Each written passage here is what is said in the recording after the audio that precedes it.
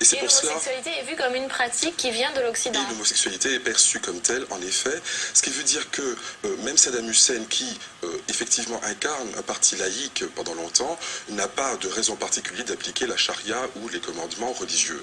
Donc il n'y avait pas de sanctions spéciales, je ne dis pas que c'était le paradis des homosexuels, mais il n'y avait pas de sanctions particulières. Bon. À partir du moment où ce régime est renversé, il y a effectivement un contexte nouveau qui s'instaure.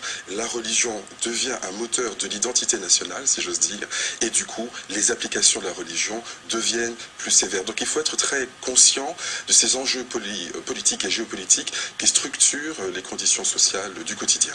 Voilà, je crois que toutes les questions sexuelles vont dans le même sens, hétéro ou homosexuel. Il y a 30 ou 40 ans, dans les rues des capitales arabes, les femmes se déplaçaient sans voile. Donc il y avait beaucoup plus de tolérance sur ce plan-là. Une grande chanteuse arabe comme Kalsoum aimer les femmes et s'en cacher à peine. Est-ce qu'aujourd'hui, Kalsoum, qui est la plus célèbre des chanteuses du monde arabe, pourrait encore faire carrière? Ce n'est pas certain.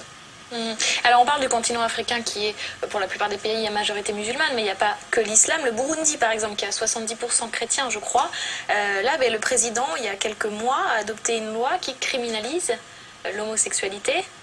Oui, et le Cameroun, qui est en grande partie catholique, a vraiment une législation extrêmement sévère à l'égard de l'homosexualité.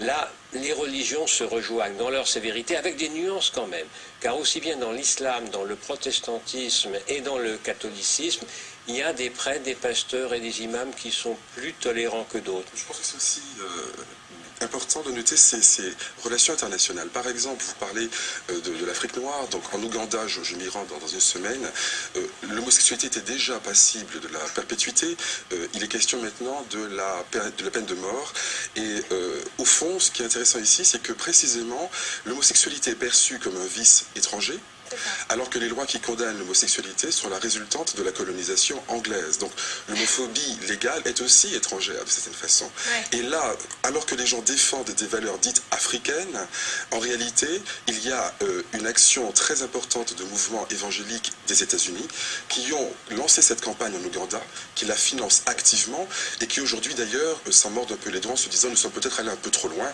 Donc on voit que tout cela est soumis à des influences internationales très importantes. Des manipulations politiques. Des manipulations politiques, de la propagande, et évidemment ce sont les personnes qui trinquent. J'ai appris il y a 2 semaines seulement la mort de notre correspondant national au Sénégal, et on a dû l'enterrer de nuit pour éviter que son cadavre ne soit déterré et lynché en place publique, comme cela avait été fait récemment pour d'autres homosexuels. Oui, au Sénégal, parce que les gens pensaient que le cadavre allait souiller le cimetière. Il y a une sorte de superstition religieuse également. C'est-à-dire que l'homophobie poursuit les gens après leur mort, et donc voilà pourquoi il a dû être enterré dans ces conditions-là. Alors tout est un peu lié, parce que les pays où la situation des homosexuels, comme de toutes les minorités, est la plus favorable, sont les pays les plus démocratiques. Or, en ce moment, au Sénégal, il y a une reprise en main de la société par le président sénégalais, Wade, dans le sens, je dirais, d'un pouvoir personnel plus fort, et aussi dans le sens d'une importance plus grande des confréries religieuses. Et donc cette irruption de la religion dans la vie politique sénégalaise, le Sénégal étant autrefois considéré comme relativement démocratique, cette irruption des sociétés religieuses dans la vie politique va dans le sens d'une répression à l'égard de tout ce qui n'est pas conforme au texte coranique ou au hadith. Je suis tout à fait d'accord avec cela. Par exemple, au Maroc, il y a toute une société qui est civile, qui se mobilise depuis quelques années pour les libertés individuelles, y compris pour les homosexuels. Il y a eu une pétition qui a été signée par tous les intellectuels du Maroc, toutes les stars, mais en revanche, à côté, le pouvoir ne fait rien. Voilà, il y a je ne veux pas dire en cela que l'homosexualité est acceptée par la société marocaine, mais il y a des Est-ce que c'est un enjeu politique, l'homosexualité? C'est un enjeu politique, puisque par exemple l'année dernière, juste avant les élections législatives, le ministre de l'Intérieur marocain n'a rien trouvé de mieux que de publier un communiqué où il annonçait que désormais l'État marocain allait protéger le citoyen marocain de tous ceux qui attaquaient sa religion, sa morale, en parlant de ceux qui qui affirme, il parle d'homosexualité. Le problème, au fond, c'est pas tellement est-ce qu'on est dans un pays musulman ou pas, c'est pas le problème. C'est est-ce qu'on est dans une société démocratique. Et on peut être une démocratie musulmane ou catholique.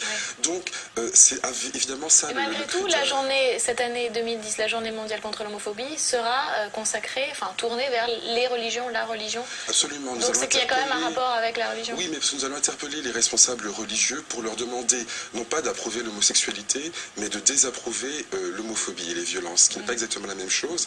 Et à aux Nations Unies, par exemple, nous avons porté un combat pour la dépénalisation universelle de l'homosexualité. Qui a été signé par 60 et la France pays. a porté ce texte qui a été signé par 67 pays.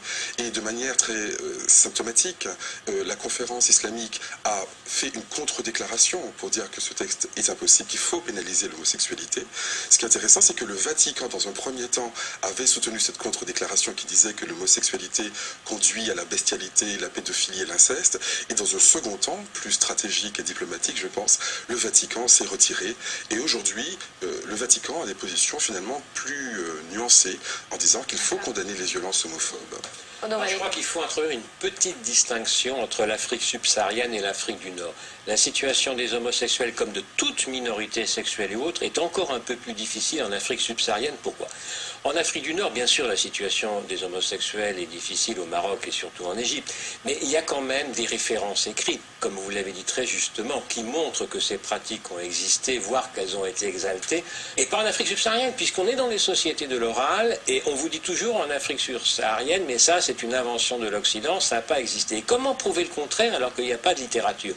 De ce point de vue-là, toute la richesse intellectuelle de la littérature arabe est une première arme pour lutter contre les formes d'intolérance. Absolument, je voulais mentionner le cas quand même important de l'Afrique du Sud, quand on parle de l'Afrique, parce que pour le coup, l'Afrique du Sud a été le premier pays au monde à inclure la protection de l'orientation sexuelle dans sa constitution. À autoriser l'union civile gay. Et après même à autoriser le mariage. Donc aujourd'hui, parmi les 6 ou 7 pays qui reconnaissent les mariages des couples de même sexe, figure l'Afrique du Sud. Dans une société relativement tendue, pas forcément si libéral que ça, mais avec un cadre légal et constitutionnel extrêmement protecteur. Et de ce point de vue, l'Afrique du Sud constitue une espèce de phare du continent, de plus en plus contesté d'ailleurs, y compris par M. Zuma, le nouveau président, qui essaye de revenir en arrière par rapport à l'héritage de Nelson Mandela. Tout à fait. Bien, merci beaucoup à tous les trois. C'est la fin de cette émission. Vous pouvez la revoir bien sûr en intégralité sur notre site internet Parole du Monde. C'est 24 h sur 24, 7 jours sur 7 sur publicsénat.fr. À bientôt.